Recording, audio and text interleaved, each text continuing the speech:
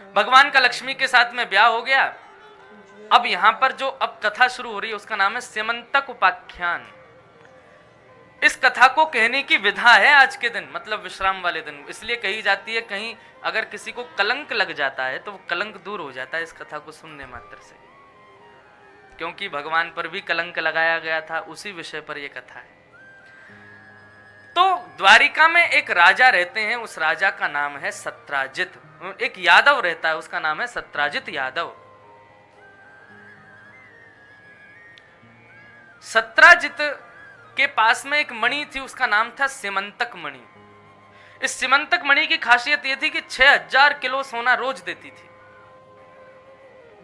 भगवान को जब ये बात पता चली कि 6000 किलो सोना देती है, हमारे द्वारिका के एक सेठ जी के यहाँ ऐसी मणि है, तो भगवान ने कहा एक आदमी, अकेला आदमी इतने सोने का क्या करेगा, वो बढ़िया हमारी द्वारिका के कार्यालय में दे दे, तो उससे जो धन आएगा उससे हम अपने द्वारिका का वैभव बढ़ाएंगे, द्वारिका के लोगों का उद्धार करेंगे, रोड सड़क बनवाएंगे। भगवान ने ये प्रस्ताव उसको रखा कि तुम मणि हमको दे दो, हम रोज तुमको 1000 किलो सोना दे देंगे, 5000 किलो सोना यहां पर जमा होता रहेगा। उसने मना कर दिया, बोले कि नहीं, मणि मेरी है, मुझे सूर्य ने प्रसन्न होकर के दिए, मैं आपको नहीं दूंगा। भगवान बोले तेरी इच्छा। एक बार कहा बस, उसके बाद कहा भी नहीं भगवान ने। लेकिन एक दिन सत्राजित का छोटा भाई प्रसेन, वो अपने भाई से कहता, भैया मुझे मणि दे दो, मैं मणि पहन करके गले में घूमना चाहता हूं, सबको दिखाऊंगा, देखो मेरे पास मणि है। बोले ले जाओ। अब प्रसेन अपने गले में मणि पहन करके और पूरे नगर में घूम रहा है घोड़े पर, सबको दिखा रहा है, देखो हमारे पास सिमंतक मणि। भ्रमण करता करता जंगल की ओर गया, तभी एक शेर ने उसको देखा, उसकी मणि को चमकता हुआ देख शेर ने जोर से झपट्टा मारा, प्रसेन को मार दिया, उसके घोड़े को मार दिया, और उसकी जो मणि थी उसको शेर ने ले लिया। और शेर लेकर के उस मणि को जाने लगा, तभी एक भालू सामने से आया, उसने देखा शेर के हाथ में कुछ चमक रहा है, दोनों का युद्ध हुआ, भालू ने शेर को मार दिया, मणि लेके भालू चला गया। ये भालू कोई और नहीं, श्री जामवंत जी हैं, श्री जामवंत जी। और जामवंत जी की बेटी है जामवती। जामवंत जी ने वो मणि ले जा करके अपनी पुत्री जामवती को खेलने के लिए दे दी, बोले खेलो बेटा इससे। अब हुआ क्या, बहुत सावधानी से सुनना, बड़ी मजेदार कथा है। प्रसेन 5 दिन तक लौट करके नहीं आया, तो फिर सत्राजित ने पूरी द्वारिका में हल्ला मचा दिया कि कृष्ण ने मुझसे मणि मांगी थी, मैंने देने से मना कर दिया, मेरा भाई पहन करके निकला तो इन्होंने उसको अवगाह करके, उसको मार करके मणि को अपने पास रख लिया है। पूरी द्वारिका में भगवान की निंदा होने लगी। राम राम राम। अच्छा, सबको पता था कि भगवान ने मांगी तो है मणि, लेकिन सब लोग भगवान पर ही कलंक उछालने लगे। बोले द्वारिकाधीश होकर के, भगवान होकर के, इतने बड़े राजा होकर के इनको जरा भी ये नहीं लगा, बेचारे प्रसेन को मार दिया और उसकी मणि को चुरा लिया। भगवान आनंद कर रहे थे, भगवान को कोई फर्क नहीं पड़ रहा था। रुक्मणी जी ने कहा, बोले प्रभु इस प्रकार से पूरे नगर में आपकी चर्चा चल रही है, आपको कुछ करना चाहिए। भगवान बोले जब हमने कुछ गलत किया ही नहीं तो हम करें क्यों। बोले ये बात आप जानते हैं, मैं जानती हूं, पूरा नगर तो नहीं जानता, आपको कुछ तो करना चाहिए। भगवान बोले ठीक है, जाते हैं, ढूंढते हैं भाई कहां है प्रसेन। भगवान अपनी सेना लेकर के और पूरी द्वारिका नगरी में खोजते खोजते जंगल की ओर जैसे ही गए, तो थोड़ी दूर जाकर के भगवान ने प्रसेन को मरा हुआ पाया। भगवान बोले पहले मणि खोजो, कहां है। बोले मणि नहीं है महाराज, लेकिन शेर के पंजों के निशान हैं प्रसेन के शरीर पर। बोले शेर ने इसको मारा है। शेर के पंजों के निशान के पीछे पीछे चले तो आगे जाकर के देखा शेर मरा पड़ा है। भगवान बोले मणि है क्या। बोले मणि इसके पास भी नहीं है। भगवान बोले ये कैसे मरा। बोले इसके शरीर पर किसी भालू के पंजे के निशान है। भगवान बोले इसके पीछे चलो। भालू के पैरों के निशान के पीछे पीछे गए तो एक गुफा में वो घुस रहे थे। भगवान ने अपनी सेना को कहा सब लोग यहीं रुको, मैं भीतर जाता हूं, यदि 21 दिन में वापस ना आऊं तो सब लोग वापस द्वारिका लौट जाना। द्वारिका की समस्त सेना वहीं खड़ी हो गई। भगवान ने जैसे ही अंदर प्रवेश किया तभी एक दिव्य प्रकाश दिखाई दिया।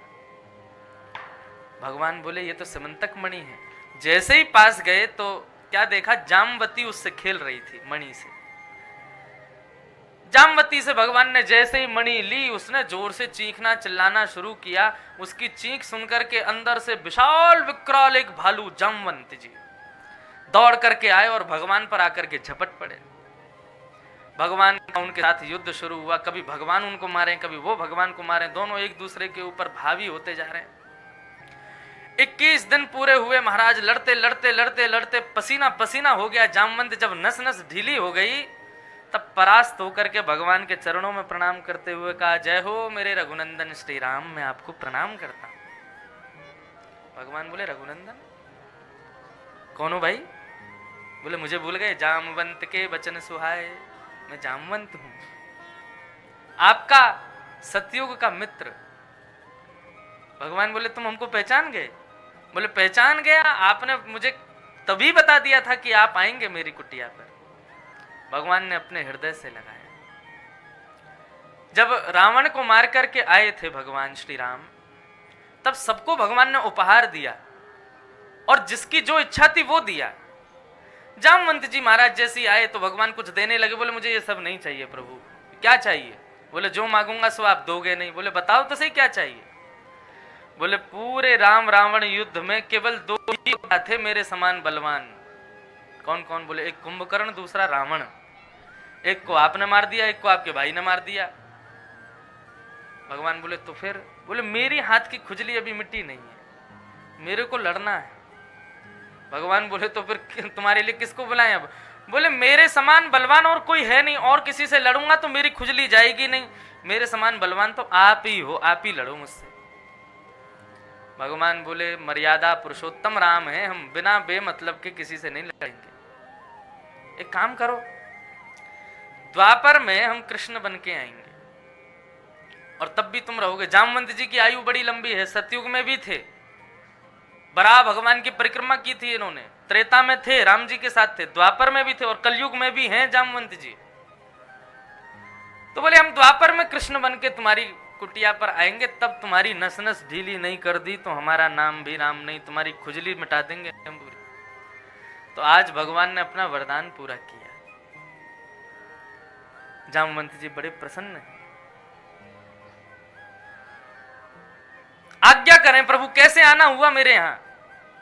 भगवान बोले, ये तुम्हारी जो बेटी जिस मणि से खेल रही है, ये मणि, इसकी वजह से मुझे बड़ी बदनामी सहनी पड़ी है पूरे द्वारिका में, ये मणि मुझको वापस कर दो। जामवंत जी ने मणि देखा और मणि जिस हाथ में थी, मतलब अपनी बेटी को देखा और फिर भगवान को देखा।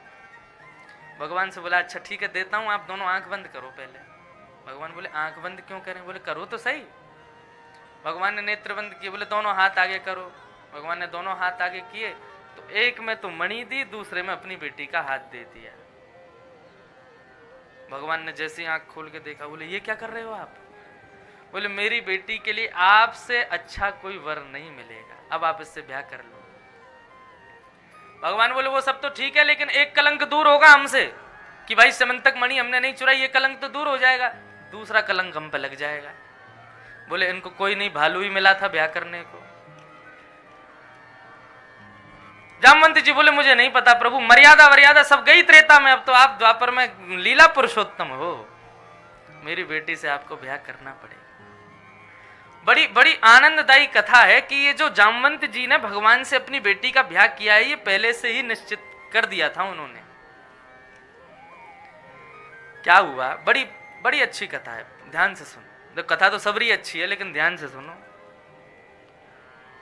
जब राम जी रावण को मार करके लौट के आए तो जनक जी ने भगवान को एक पत्र लिखा, श्री राम जी को, और उस पत्र में लिखा कि प्रभु आप ब्याह करके गए सीता से, उसके बाद अभी तक आपका मिथिला में प्रसादी पाने के लिए आना नहीं हुआ है, 14 वर्ष के लिए वन चले गए सब। अब मिथिला के सब लोग किशोरी जी को देखना चाहते हैं, सीता के दर्शन की इच्छा है, सब आपसे मिलना चाहते हैं, तो आप विजयी होकर के आए हैं, यहाँ पर भी आपका स्वागत किया जाए, तो उसके लिए आप अपनी समस्त वानर सेना और समस्त परिवार के साथ किशोरी जी के साथ में जनक पधारो, आप जनकपुर पधारो। तो भगवान जब ये पत्र पढ़ रहे थे तो वहां जामवंत जी, हनुमान जी सब लोग बैठे थे। भगवान बोले, अरे हमारे ससुर जी ने बुलाया है, जनकपुर बुला रहे हैं। पूरी सेना के साथ बुलाया है, लेकिन भैया अपने ससुराल जाएंगे, इन बानरों को लेके नहीं जाएंगे हम। ये उपद्रव मचाएंगे, वहां उपद्रव मचाएंगे तो फिर हमारी नाक कटेगी। तो वहां बानर जितने बैठे थे सबका मुंह उतर गया। बोले कि हाँ, जब युद्ध करना था तभी ले गए, वहां पकवान मिलेंगे, वहां नहीं ले जाओगे। सब गए जामवंत जी के पास, सबसे बड़े जामवंत जी हैं। बोले कि नहीं, भगवान से कहो ना हमको भी ले चलें, हमारी तो ससुराल होती नहीं, भगवान की देखे आएंगे हम। तो बोले ठीक है, मैं बात करता हूँ भगवान से। जामवंत जी भगवान के पास गए। बोले प्रभु, सब बानर बेचारे बहुत बिलबिला रहे हैं, सब कह रहे हैं कि हमको ले चलो। भगवान बोले ये लोग उपद्रव मचाते हैं बहुत, किसी का भी छीन के खा जाते हैं, किसी के ऊपर भी चढ़ जाते हैं, किसी पे भी घुर्राने लग जाते हैं, और ये सब हमारे ससुराल में होगा तो फिर हमको बढ़िया नहीं लगेगा। मिथिला के लोग हमारी बहुत मजाक उड़ाएंगे। जामवंत जी बोले आप चिंता मत करो, ये सब बानर इनको मैं संभाल लूंगा, आप चिंता मत करो बिल्कुल, लेकिन इनको ले चलो। राम जी बोले तो फिर तुम्हारी जिम्मेदारी है, कुछ भी हुआ तो फिर तुम देखोगे। बोले ठीक है, मेरी जिम्मेदारी। अब तो महाराज जैसे ही वहां भोजन पानी, सब लोग जनकपुर की ओर निकले। सब बानरों के लिए भगवान ने वस्त्र सिलवाए। सब बानर वस्त्र पहन पहन करके, पगड़ी पहन पहन करके, बढ़िया सज धज के, लाखों करोड़ों की तादाद में बानर की सेना सब जा रहे हैं। कहां? जनकपुर में। जनकपुर में पुष्प वर्षण किए जा रहे हैं, सबको मालाएं पहनाई जा रही हैं। बानर सब सीधे चल रहे हैं, बिल्कुल भी किसी की ओर ना देखते हैं ना कुछ करते हैं। क्यों? जामवंत जी सबसे आगे चल रहे थे, उन्होंने कहा था जैसा मैं करूं वैसा करना बस। तो जामवंत जी यहां देखते हैं तो सारे करोड़ों बानर सब यहीं देखते हैं। जामवंत जी यूं ने हाथ उठा लें तो सारे बानरों के हाथ उठ जाएं। जामवंत जी थोड़ा खुजाने लग जाए, सारे बानर खुजावें। जैसे जामवंत जी कर रहे हैं वैसे सारे बानर कर रहे हैं। श्री रघुनाथ जी की संपूर्ण इस सेना को देख करके जनकपुर वासियों के नेत्र सजल हो गए, खूब स्वागत किया। सभा में विराजमान हुए सब। जनक जी महाराज ने कहा भाई सबके लिए, सब इतनी दूर से चल के आए, सबसे पहले भोजन की व्यवस्था होनी चाहिए। सारे बानर पंगत में बैठे हैं, अब पंगत परोसी जा रही है, लेकिन बानर एक को भी देख नहीं रहे हैं, ना तो कुछ देख रहे हैं क्या परोसा जा रहा है क्या, बस सब लोग जामवंत जी की ओर देख रहे हैं, वो जो करेंगे वही करना है। अब बानरों को पंगत परोसो क्या, वो पंगत परोसने वाले से ही पहले छीन लेते हैं, लेकिन यहाँ बानर सब अपने हाथों को पकड़ के बैठे हैं, हमें कुछ नहीं लेना है। सारी सामग्रियां आ गई, लेकिन बानर कुछ उठा के खा ही नहीं रहे। सब जामवंत जी को देख रहे हैं, ये खामे तो वही वैसे खाएंगे। जामवंत जी ने पूरे पकवान आदि सब देखे। सबसे पहले खजूर उठाया, अब उसको लेकर के जामवंत जी ऐसे ऐसे देख रहे हैं तो सारे बानर भी उसको घुमा घुमा के देख रहे हैं। जैसी जोर से उसको दबाया तो उसकी गुठली उछल गई। अब जैसे ही गुठली उछली तो गुठली को उछलता देख जामवंत जी बोले अच्छा मेरे हाथ से निकल के भग गई, तो जामवंत जी जोर से उछल गए।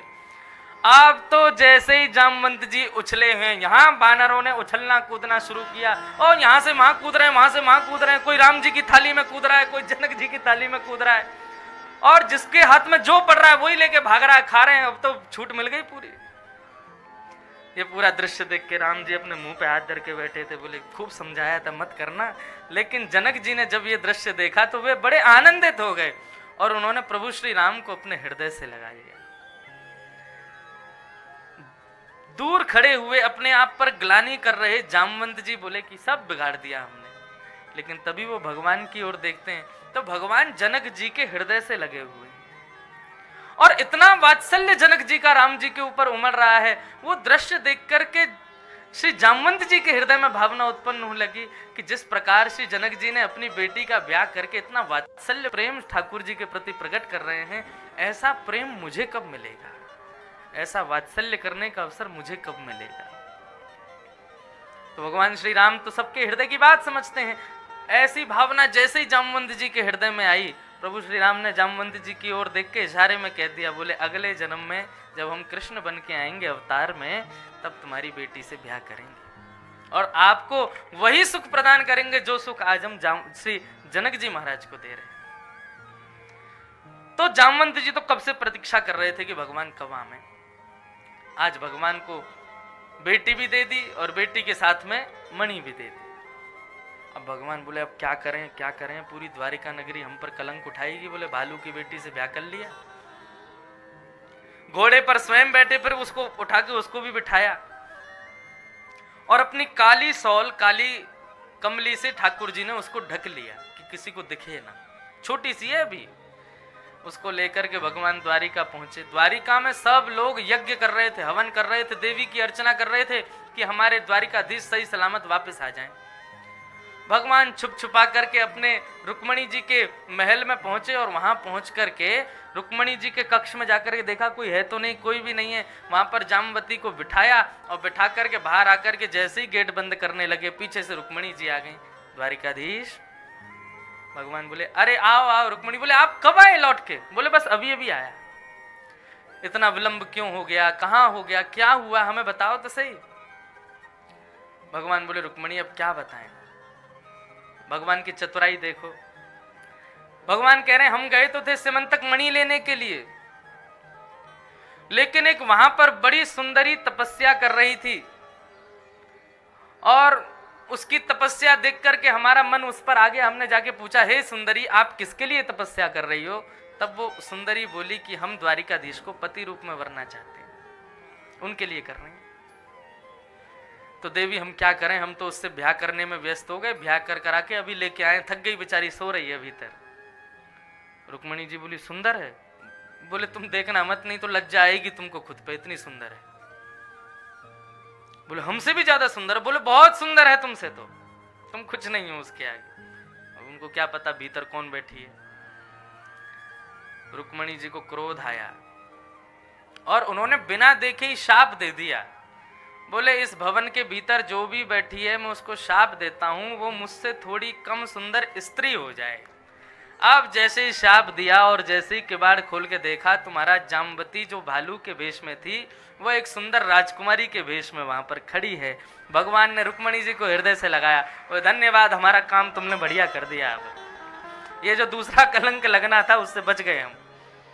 और भगवान ने दूसरा ब्याह समस्त द्वारिका के सामने श्री जामवती के साथ में किया और जामवती ने गवाही दी कि ये मणि उनके पास कैसे आई और सब बिल्कुल क्लियर हो गया। भगवान पे जो कलंक लगा वो अब मिट गया।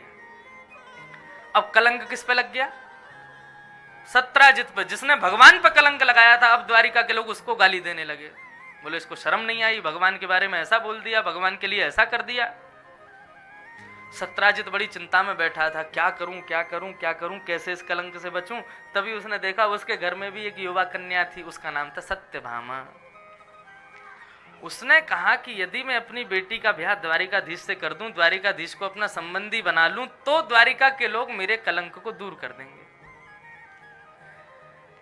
सत्यभामा की पहले सगाई हो चुकी थी। किससे हुई थी? सतधनवा नाम के व्यक्ति से हुई थी। अब नाम ही याद करते चलना, इतने नाम आएंगे। अब 16,100 राजकुमारियों के नाम याद करवा के ही जाऊंगा मैं। सतधनवा नाम के एक व्यक्ति से सत्राजित राजा की बेटी सत्यभामा का पहले सगाई हो चुकी थी, ब्याह होने वाला था।